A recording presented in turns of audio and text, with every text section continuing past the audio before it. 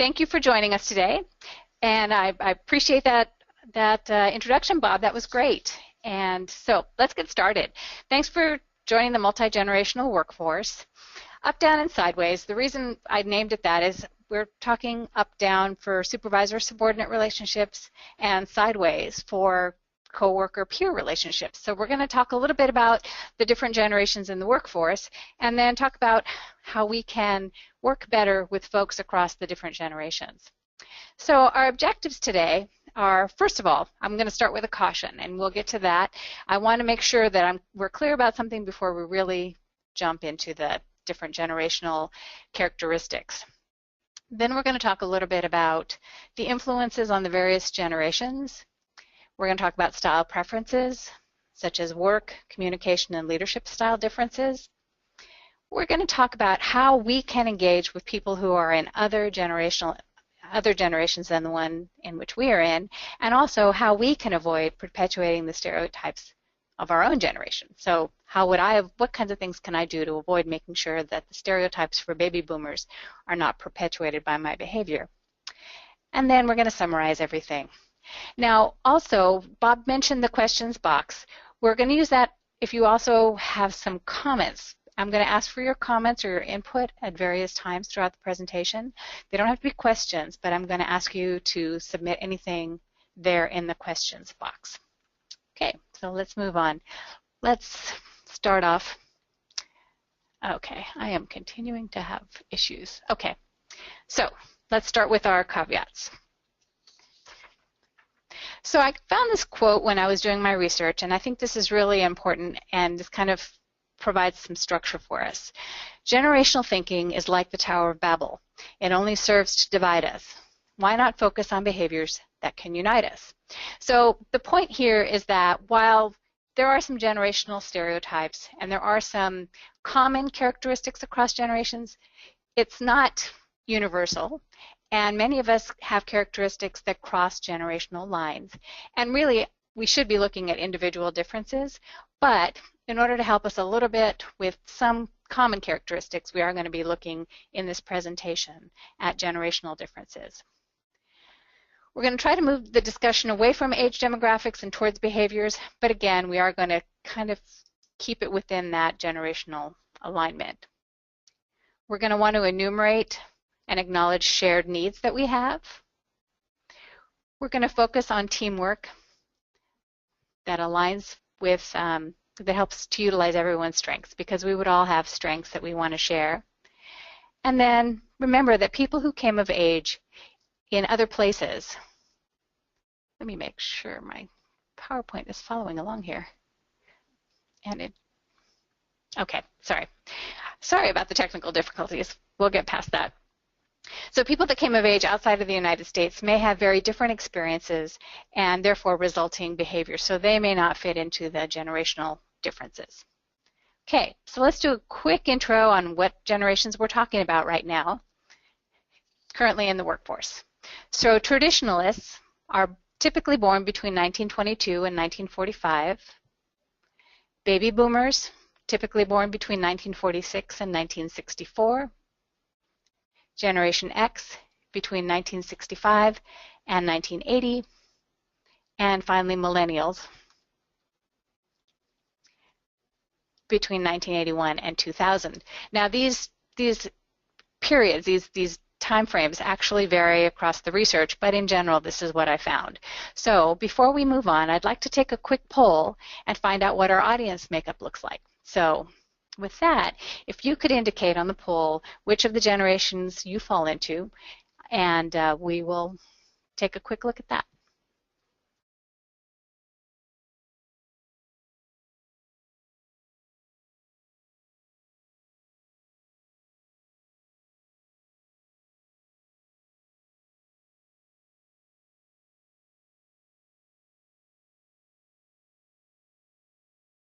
Okay, awesome. I see that we have our biggest age group here is our Generation X, so folks that were born between 1965 and 1980. Very interesting. So we'll talk a little bit about, maybe keep that in mind as we go through the presentation. Okay, so let's move on. So let's start with a couple of differences in historical perspective to kind of give us a little bit of framework around this. Traditionalists typically grew up between the Depression and World War II eras, so generally not the most positive times for America. And in that case, and because of that, traditionalists tend to be a little bit more pessimistic. Baby boomers, on the other hand, were born between World War II and the mid-1960s, the Woodstock era. This tended to be a very positive time during American history, and therefore baby boomers tend to be a little bit more optimistic. Generation X are considered the forgotten generation. A lot of times when we speak about latchkey kids, we talk about kids that grew up as part of Generation X. They had their parents who were working a lot and in many ways raised themselves. And this is actually a fairly small generation and tends to also be a little bit more cynical than baby boomers. And finally, millennials, whose parents are intent on positive self-esteem. They were the ones that were always being rewarded. Everyone got a trophy for playing soccer, that kind of thing. So moving on to the various technology that was around when the various generations were starting in the workforce. With traditionalists, they were using rotary phones. Now, some of you, I'm sure you've all probably seen a rotary phone, but some of you may never actually have used one. So that's quite old technology. Boomers, we came into the workforce when fax machines were prevalent, and word processors were actually machines that did just that, process word processors. So they were a step above typewriters, but not much more than that. And I recall when I first started working and how quickly we thought things were working with fax machines. We couldn't imagine how we could have done work before they were around. And now you hardly even see them anywhere. The Generation X kids, when they first started working, there were pagers and desktop computers were very prevalent.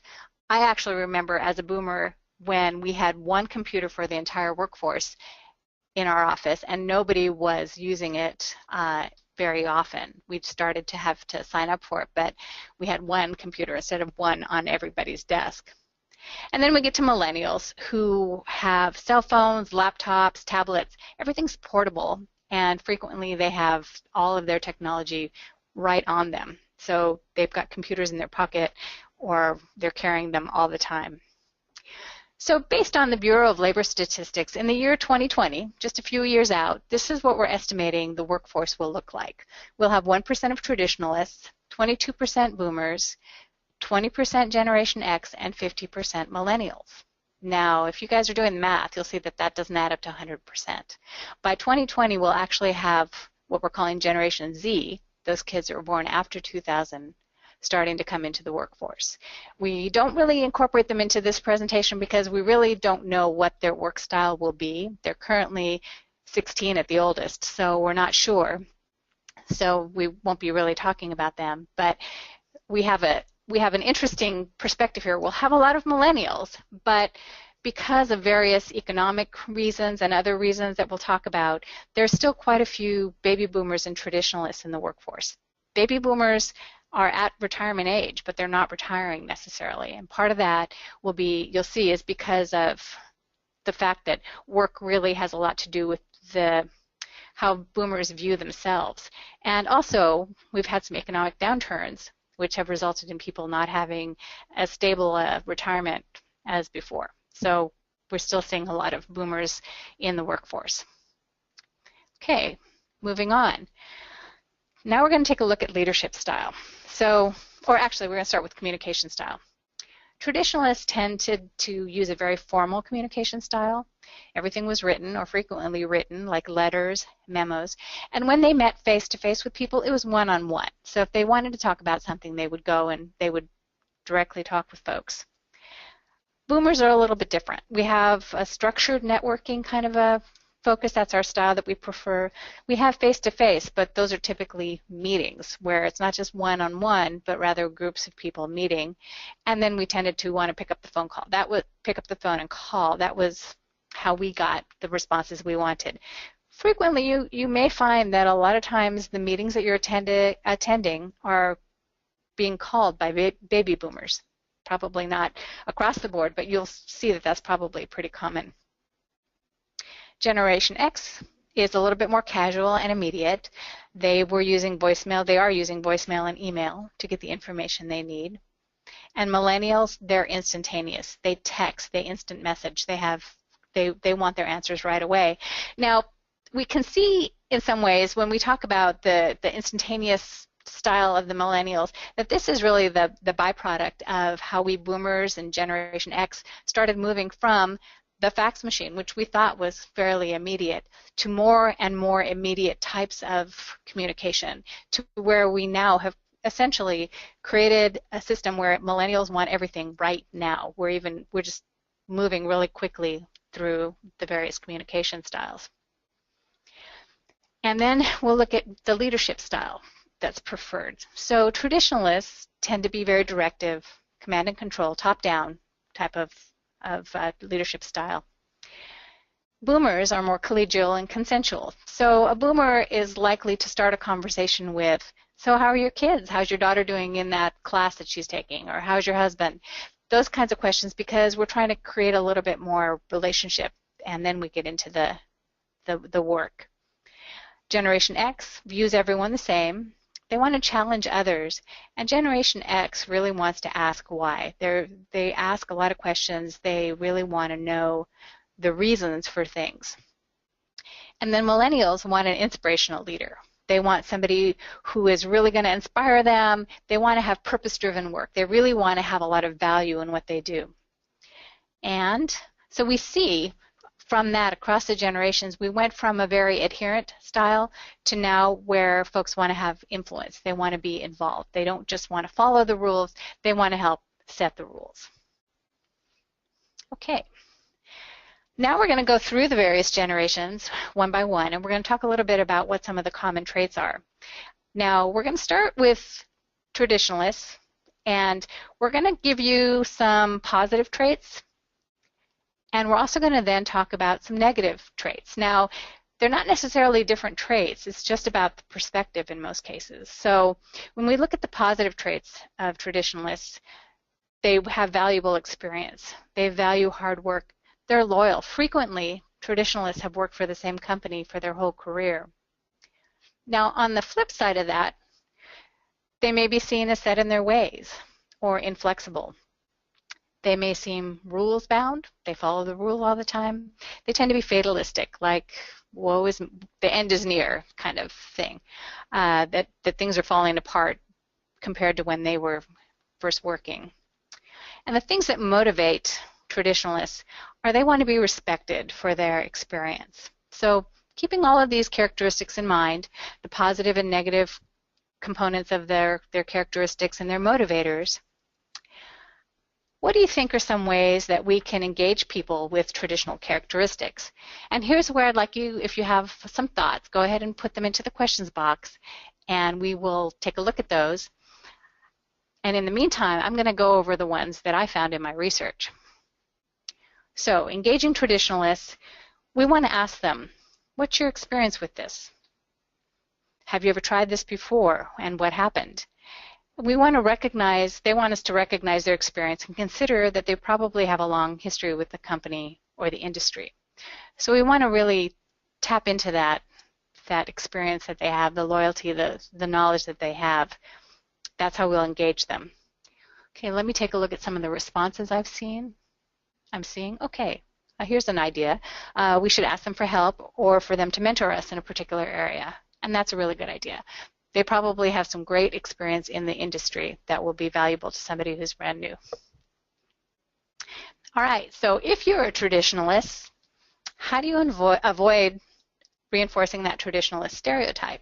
So even if you're not a traditionalist, feel free to chime in on this one as well. So go ahead and put your comments or thoughts into the questions box. And while I'm waiting for those, I'll go through some that I found again. So some of the things traditionalists might want to avoid are saying, in my day, or we've always done it like this. Ask for help. It's okay to ask a coworker or a family member or a subordinate for help with technology or new ways of doing things. Okay, let me take a look and see what kind of answers we've had. All right, here's one. and here's something that I know I've seen in the workforce, traditionalists should stay engaged and active at work. Don't retire on the job. And that reminds me of a conversation I had with somebody one time when I was trying to help her with some technology, and she was not interested in learning because she said she was getting ready to retire in about 2 years, which I felt kind of bad for her boss because that was 2 years where she wasn't going to be very productive. Okay, any more thoughts? Okay, I don't see any. I'm going to move on to baby boomers. And baby boomers, some of our positive traits. So based on our poll, we have about the same number of baby boomers and millennials, so we have a good percentage here. So baby boomers, positively, they're known for working long hours. They're very achievement oriented. They're defined by their work and what their role is, and they tend to be very optimistic. And but on the negative side, they tend to have less emphasis on work-life balance. They're considered workaholics by some, and they're very competitive. Some of the motivators for baby boomers are that they like being valued and they like being needed. So that's something that's helpful there. So again, taking all those things into consideration, let's consider how can we engage with people with baby boomer characteristics. So I'd be happy to take your feedback. Go ahead and complete any responses you have on ways that you can think of to engage baby boomers. And in the meantime, I'll cover some that I found in the research. Baby boomers want to be acknowledged for their titles and how hard they work to get where they are. So that will help engage them. Ask for their help and ask them to mentor you in a particular area. Very similar to traditionalists. And provide them with challenging assignments. They like to do new and exciting things. Okay, so we have a good response. We have face-to-face contact. That's a great suggestion. If you're trying to engage a baby boomer, go talk to them face-to-face. Great suggestion. Okay, how can we avoid reinforcing baby boomer stereotypes? So again, I'll be happy to take your input. So baby boomers, we should become familiar with social media in order to hold our own in conversation. We want to make sure we don't call or text our coworkers or subordinates at all hours of the day and night. Sometimes we baby boomers tend to not stop working, and we need to remember that not everybody is as tied into their work as we are. So any suggestions here? Okay, here's one that I think is really interesting. Somebody suggested that baby boomers, we should be authentic. Don't try to dress or act as though you are younger than you are. And I think we've all seen that as well. I recently had a conversation with my husband, who happens to be a baby boomer but has some traditionalist characteristics. And he's a football coach, and he gets very frustrated with his players who don't pay attention to him. They're always looking at their phones. They have a short attention span, and he likes to talk. So I told him, you know, maybe you should get a Twitter account and send out short little tweets every day of things you want them to know or remember, and they'll look at that because it's more immediate than an email or text message. And so, believe it or not, the same day he set up a Twitter account, and now he's got all of his football players engaged. Okay, we have another answer too to this question. So for baby boomers, we should be curious and seek out information from those with expertise in social media. We might want to try some new tech approaches, which is a great suggestion. Thank you for that. All right, let's move on. Let's take a look at Generation X. Okay, so some of the positive characteristics of Generation X. These are the people that saw their parents working at all hours of the day and night. They were, like I said, latchkey kids. So for them, work-life balance became important. Work couldn't be your whole life. You had to actually have some balance. Generation X tend to be autonomous and very productive. So on the flip side, Generation X is viewed as being very questioning. They want to have a lot of answers. They're questioning all the time what's going on. They resist rules, and that's an important thing to remember as well. So some of the motivators for Generation X include allowing them to do things their way. Tell them what you want the outcome to be and let them do whatever the process should be in their own way. And then set up as few rules as you possibly can. Make sure you don't have a lot of rules guiding the information.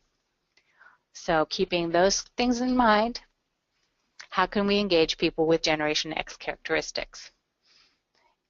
So from my research, I found try to resist the temptation to micromanage them, allow them the autonomy to achieve the results the way they want. So just tell them what you want the results to be and let them at it. So you don't need to define for them every step that they need to take. Also, I think Generation X wants flexibility, so give them some flexibility in how and where they do their work. So tell them here's what you want and when you want it by, and then give them the flexibility to do it at their own. They might want to do it from home, they might want to do it at night, they might want to do it at their desk. So some of that might be useful if it's feasible. Okay, here's a suggestion. Challenge them, but allow flexibility where possible, along the same lines. And then be consistent. I think we talked a little bit about Generation X being cynical. So in order to avoid them being cynical, we want to be consistent so that they don't just go to the cynical perspective. And then Generation X, hey, you guys are a big part of this group. Tell me what it is that you can do to avoid reinforcing that Generation X stereotype. And while I'm waiting for you to give me those answers, here's what I found. So because work and family commitments may conflict, make sure that your work is done well and on time. So that's important. And then also, if you do need to take care of personal business, it doesn't need to be announced. We've all got outside circumstances that we need to balance. So you don't have any more important or higher arching commitments than the rest of us do. So it's fine to do your stuff, but it doesn't necessarily need to be pushed out there. Okay. Okay, here's another one. When questioning, because we did mention that Generation X tends to question a lot, avoid appearing critical. Make sure that you're clear that you just want to fill in the gaps. You just want to know the details and the information surrounding whatever it is you're asking questions about. Okay, great. Let's move to millennials. So I was talking with my daughter. She reviewed my presentation before I completed it. She's a millennial. And she said, man, Mom, you're really harsh on millennials. And I told her I didn't think that was necessarily the case. I think that every generation would feel that there was some sense of harshness here. But she felt particularly like we were taking a jab at her, which I hope is not necessarily the perspective you're seeing here.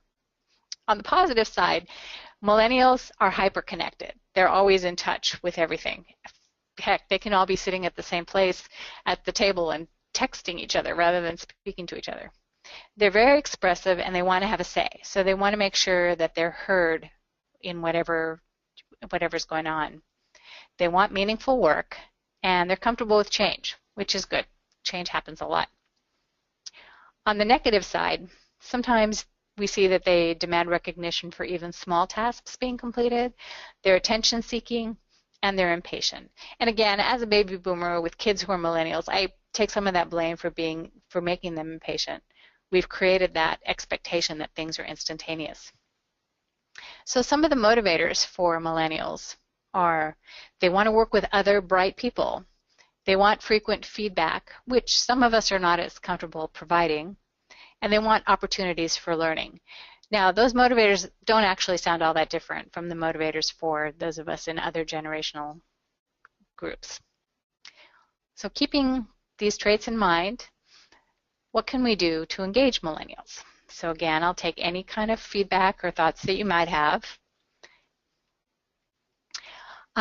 What I found is that we want to vary their work assignments so that we can continue to engage them and also give them opportunities to learn new things. We want to ask for their input, give them a chance to have their say, and we want to provide them feedback with almost everything. So that's really not that difficult to do, to provide feedback. And it's a very small thing we can do to engage them more. Okay, oh, here's an idea. Let them know that they're making a difference, which is great. Give them, make sure that you're clear that they are contributing. There's also a suggestion here to use text and communication modes that they appreciate. So that's great. Thank you. And how to avoid reinforcing millennial stereotypes. So again, I'll take some feedback on that, but in the meantime, Don't assume that others are technology dinosaurs, but if they are, offer help. Realize that others may have put in more time than you and they have more real-world experience, and acknowledge that. Millennials sometimes are seen as wanting to promote or move up quickly or be rewarded for a single accomplishment rather than a series of accomplishments, and they just need to remember that there are other people who put in their time and work as well. And then learn to take constructive criticism in stride. It's feedback after all. You're not always going to have positive feedback. Sometimes people who have more experience may be offering constructive feedback that be useful. So we have a suggestion here. Encourage them to think beyond the here and now. Great suggestion, yes. And also, even if you're looking for your next job opportunity, it's not necessary to broadcast it or use it as a threat, which I'm sure some of us have seen before. Okay, great, let's move on. So let's talk just a little bit in summary on how to increase engagement across generations, regardless of the generation that folks are in. We want to recognize and reward people, and we want to also make sure that we think of their individual values first. And, we have one more suggestion back from millennials for how to avoid that millennial stereotype, and that's demonstrate patience in achieving what you want. So it's a very good perspective, and maybe not the easiest thing for millennials to do, to be patient. So, okay, so moving on. So how to engage across generations. Identify and acknowledge shared needs. We all have needs that we share. We need to identify what those are and work towards actually accomplishing that or achieving that. Utilize everyone's unique strengths and interests regardless of the generation.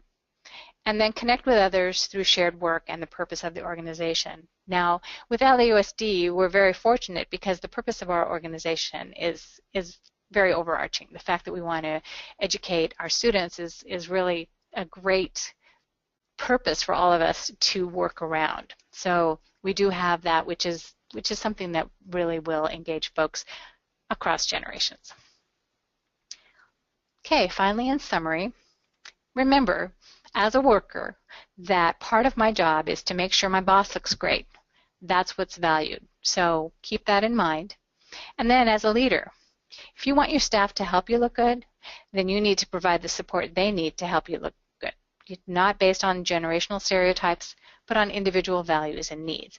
Make sure that everybody's working together to accomplish what needs to be accomplished, keeping in mind everybody's unique strengths and abilities. Okay, that's it for the presentation.